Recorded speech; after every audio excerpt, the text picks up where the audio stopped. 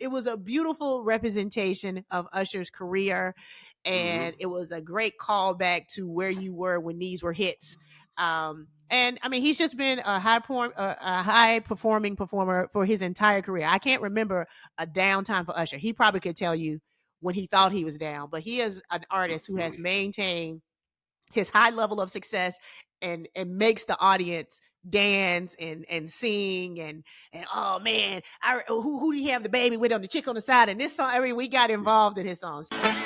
Yo, this is the Inflection Collective. All of us are connected, reflective, real life perspective, respected. The banter, the chit chat, no cap is big facts. So kick back. This here is done there, been there. Well, I feel like we've already talked about the NFL and football too long. So back to the real story, the Usher concert. Okay. So it was much talked about, and a lot of those eyeballs were there strictly for Usher, mine included. Like I said, I didn't have a dog in the fight. I didn't see the first half of the game. I was out working, but I wanted to make sure I made it to see Usher. And, you know, my generation, we grew up with Usher, even though he felt like a kid back then. And, you know, he has that, he had the residency in Vegas. It was kind of a condensed version of his Vegas show with the roller skates and the special guest. And even a little bit of, I noticed that I thought it was a cute wink to the Keke Palmer situation when it said it may cause relationship issues, the warning at the beginning of it. I was like, oh, that's cute, you know. And so the actual show itself, though, I have friends who like are 10 years younger than me. Usher is their person. I'm an Usher fan. I like Usher, but they were like sending me the bingo cards. And I was like, girl, I ain't that into it. I like to be entertained. I don't care who it is. I don't care like that. So I immediately reached out to my friends who have gone to Vegas to see Usher, who have paid the hundreds and thousands of dollars. I haven't done that. They all were happy. They all were pleased with the show. I thought it was an entertaining show. I can tell I'm getting old because my feeling was, who is all these people out here? You know, and that's the pageantry and the performance of a Super Bowl show. You're gonna have 1,000 people. You had the band. You had the nod. It was a blackety black halftime show. I appreciate that too. It was very ATL. Yep. You had the band, the HBCU Jackson State. You had the Kappas out there with the canes. I mean, it was a beautiful representation of Usher's career, and it was a great callback to where you were when these were hits. And I mean, he's just been a high performing performer for his entire career. I can't remember a downtime for Usher. He probably could tell you when he thought he was down, but he is an artist who has maintained his high level of success and makes the audience dance and sing and oh man, who do you have the baby with on the chick on the side? And this song, we got involved in his song. So the first half was slow, which was understandable because he did a lot of the confession stuff, but I'm glad he ended it with all that high energy and all the dancing and all that. So I'm giving Usher, since he cares about this, from me, a B+. And that's just only because a B+ only because by the time I'm singing along, we already moved on to the next song. So that's not his fault. But it's just let Usher do the concert. Minutes. Yeah. But that lets you know how many hits that Usher has. He had 15 minutes to do all that, and he only got through maybe half of them. And a lot of people are upset because he didn't do this song. How could you not do this song? Usher did his thing, man. I thought Usher was flawless. I think Usher solidified and his spot as the unified or the undisputed king of R&B for sure. I mean, like you said, he brought the A to the world to the A. He did his thing, bringing out her, playing the guitar and whatnot. Even outside of Jermaine Dupri, who I thought was CeeLo Green at first when he came out there with the he's getting eviscerated online. Yeah. And the socks and all that stuff, the Louis Vuitton socks he put out there, whatnot. That's all good, but everything was wonderful, man. Of course, Ludacris and Lil Jon coming out singing A. We knew that was going to be the showstopper to end the show, but Usher killed it, man. He really killed it. Now, was it the greatest halftime show of all time? Even though to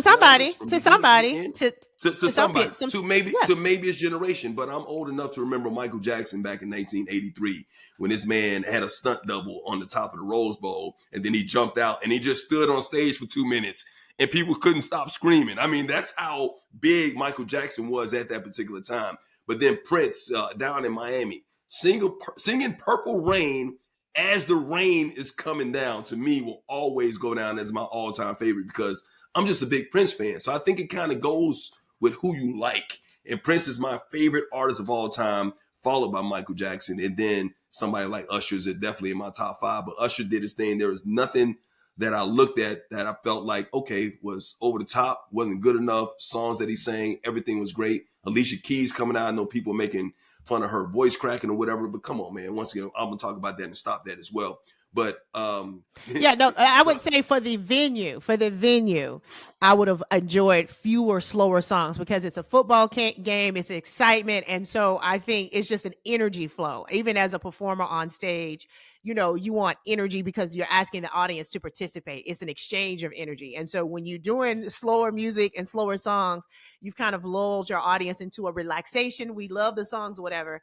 So I would have liked longer bits of the higher energy songs just because it was an energy exchange and it's a Super Bowl. But yeah, I thought it was a great show. I think in addition to the special guest, you know, I read that he asked Justin Bieber, and Justin Bieber was like, yeah, I'm not really feeling it. But because of the associations and the collaborations Usher has had over the year, I mean, he could have asked 2,500 people that we also love. And so people got to be available. People got to want to have the time and energy to rehearse, create that part of the show, whatever. So it could have gone on forever. And I think obviously we saw why those ticket prices were what they were in Vegas. But good you know for you, what? Usher. I'm proud of you. As great as he did, and he's going, it's going to pay dividends for him because you know these Super Bowl performers don't get paid. A lot of times they put in their own money to actually help out with production. I think The Weeknd a couple of years ago put in $7 million of his own money for production, but it's on the back end of what they get when it comes to streaming sales and revenue. And of course, Usher's he's about to put out another album or something like that, or go on tour or something. So it's definitely going to pay dividends for him because he was seen around the world. But I guess the elephant in the room is what everybody's been talking about. Even though he killed the performance and it was flawless in my opinion and whatnot, people still got to be messy. People still got to bring up certain things, whatnot. So let me ask you this question. Wait, what are people being mess? What's the mess? What's the mess?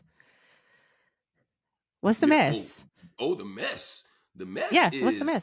Because you kind of brought up the Keke Palmer situation with Usher and Alicia Keys.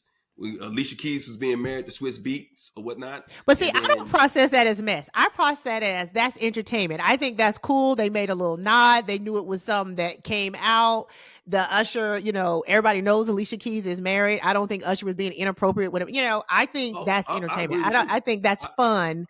Little winks to, I know what y'all gonna talk about. This is fun. I agree with you. What I'm saying is the mess is the reaction to what was happening. Like, oh, that's a married woman. How do? Once again, it was the same thing with the Keke Palmer situation. Everybody's coming out and talking about, oh, Swiss Beats got to have something to say. And Swiss Beats even came out and said, basically, entertainment. I'm not even going to address stupid stuff like that.